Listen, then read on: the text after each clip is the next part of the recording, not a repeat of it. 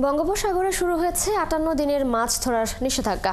বাংলাদেশের জেলেদের দাবির পরিপ্রেক্ষিতে এবার সমুদ্রে মাছ ধরা নিষিদ্ধের সময়সীমা ৭ দিন কমানো হয়েছে। এই সিদ্ধান্তে পটুয়াখালী রাঙামালীর উপকূলের জেলেরা জানান, নিষেধাজ্ঞার সময়সীমা কমানোর সিদ্ধান্তে তারা স্বাগত জানায়, কিন্তু খাদ্য সহায়তা নিয়ে তারা বিপদের মধ্যে আছেন, কারণ এখনও নিবন্ধনের বাইরে রয়েছে বহু জেলে। বিস্তারিত কামরুল হাসানের প্রতিবেদনে। এবার ভারত ও বাংলাদেশের মাছ ধরার নিষেধাজ্ঞার সময় প্রায় একই। বাংলাদেশের জেলেরা জানান, এবার দীর্ঘদিনের একটি সমস্যার অবসান হয়েছে। আগে ভারতের নিষেধাজ্ঞা প্রায় ৩৯ দিন আগেই উঠে যেত, এতে বেশিরভাগ মাছ ধরা পড়তো ভারতীয় জেলেদের হাতে। এবার আর সেই সুযোগ থাকছে না। বর্তমানে শুনলাম যে দুটো দল একসাথে অবরোধ দিতে আছে, আমরা জেলেরা অনেক গর্বিত, ভালো। এখন মাছ পোনা কম, আশা করি অবরোধের পর আমরা যদি নামি তাহলে অনেক মাছ পাবো। তবে নিষেধাজ্ঞার সময়ে কর্মহীন হয়ে পড়েন হাজার হাজার জেলে। সংসারের খরচ, ঋণের কিস্তি আর দাদনের চাপে জীবন হয়ে ওঠে দুর্বিষহ।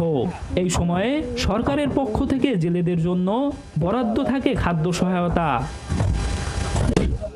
অভিযোগ রয়েছে, নিষেধাজ্ঞা শুরু হলেও খাদ্য সহায়তা সময় মতো বিতরণ হয় না। অনেক নিবন্ধিত জেলে চাল না পেলেও তালিকায় থাকে এমন অনেকের নাম যারা প্রকৃত জেলেই নন। অবরোধ চলবে যে কয়দিনই, আমাকে তো বেকারি কোনো কাজ বাজ নাই, আর আমাকে জানলে কাম ছাড়া তো অন্য কোনো কাজও নাই। কিস্তি মিস্তি আছে, এনজিওর ঋণ আছে, অনেক সমস্যায়। জানলে নাম পায়খানা পায়ে দিয়ে মোটরসাইকেল এলারা পায়ে দিয়ে ওই যারা ডিগ্রি করে হ্যাঁ এত কষ্ট করে যাবে তম জানলে নাম পাইনি। মৎস্য বিভাগ বলছে, নিষেধাজ্ঞা মানলে মাছের উৎপাদন ও মজুদ বাড়বে, জেলেরা উপকৃত হবে।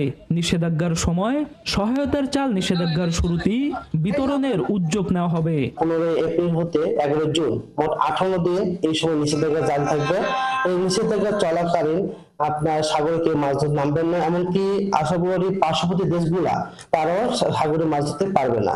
বিশেষজ্ঞদের মতে, সমুদ্র সম্পদ সংরক্ষণে নিষেধাজ্ঞা যেমন গুরুত্বপূর্ণ, তেমনি কর্মহীন এই সময়টিতে জেলেদের জীবিকা নিশ্চিত করাও জরুরি। কিছু জেলে এরকম আছে যে কিনা সেই জেলে পেশা পরিবর্তন করেছে, মারা গিয়েছে, বা সে মানে এইটাকে এই লিস্ট যেটা রয়েছে এটাকে আসলে হালনাগাদ করা দরকার। তাহলে আমাদের এই যে অবরোধ বা এটা আরো সফলভাবে আসলে পালন করা সম্ভব হবে। রাঙামালী উপজেলায় নিবন্ধিত জেলের সংখ্যা ১৬,৮০৯ জন। এখনো অসংখ্য জেলে এই নিবন্ধনের আওতায় আসেনি। কামরুল হাসান, ৭১, রাঙামালী, পটুয়াখালী।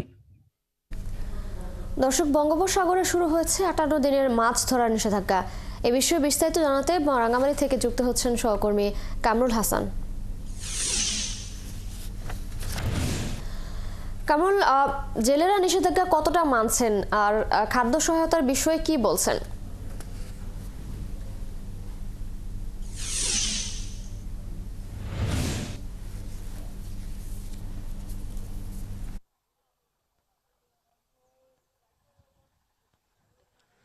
ধন্যবাদ তিশা।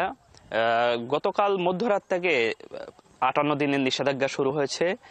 সামুদ্রিক মাছের বংশবিস্তার, বেড়ে ওঠা এবং টেকসই আহরণের জন্য সরকার এই নিষেধাজ্ঞা আরোপ করেছে। আমি এই মুহূর্তে আগুনমুখা নদীর তীরে রয়েছি। এখানে দেখছেন যে আসলে ঘাটে মেরামত করা কিছু ট্রলার আসলে এখানে রয়েছে, কিন্তু আমরা আগুনমুখা নদীর বিভিন্ন প্রান্ত ঘুরে দেখেছি যে আসলে কাঙ্ক্ষিত পরিমাণে আসলে যে পরিমাণ ট্রলারগুলো ফিরে আসার কথা ঘাটে, সে পরিমাণ ট্রলার কিন্তু এখনো ঘাটে ফিরে আসেনি।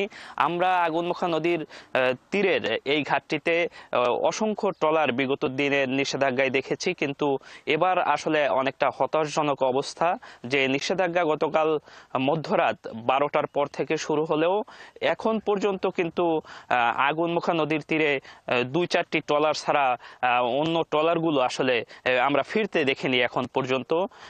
এবং আপনি যে প্রশ্নটি করছিলেন যে নিষেধাজ্ঞা কার্যকরের যে বিষয়টি রয়েছে প্রশাসনের পক্ষ থেকে, এবং এই যে নিষেধাজ্ঞা চলাকালীন যে অভিযান, সেটি এখন পর্যন্ত আসলে আমাদের নজরে আসেনি। যে আসলে রাঙামালীর যে জলসীমা রয়েছে, সমুদ্র জলসীমা, সেই জলসীমায় এখন পর্যন্ত আসলে নিষেধাজ্ঞা শুরু হলেও আসলে প্রশাসনের যে অভিযান সেটি আমাদের চোখে পড়েনি। এবং সেই সঙ্গে আপনাকে যুক্ত করতে চাই যে এই নিষেধাজ্ঞার সময়সীমাটি আগে ছিল 65 দিনের, সেটি জেলেদের দীর্ঘদিনের দাবির প্রেক্ষিতে সেটি 1 সপ্তাহ কমিয়ে 58 দিন করা হয়েছে। সেই সঙ্গে ভারতের সঙ্গে মিল রেখে এবারে নিষেধাজ্ঞা দেওয়ায় জেলেরা স্বস্তি প্রকাশ করেছেন। তবে স্বস্তি প্রকাশ করলেও আমরা আসলে এই যে এই মুহূর্তে আগুনমুখা নদীর তীরে রয়েছি, এখানে আমরা দেখলাম যে আসলে ঘাটে কিন্তু কাঙ্ক্ষিত পরিমাণ আসলে ট্রলার ফিরে আসেনি এবং জেলেরা। কামরুল, আপনি আছেন সেখানে, আপনি আরো খোঁজখবর রাখতে থাকুন, নিশ্চয়ই আমরা পরবর্তী সংযোগে আবারও যুক্ত হব। ধন্যবাদ আপনাকে।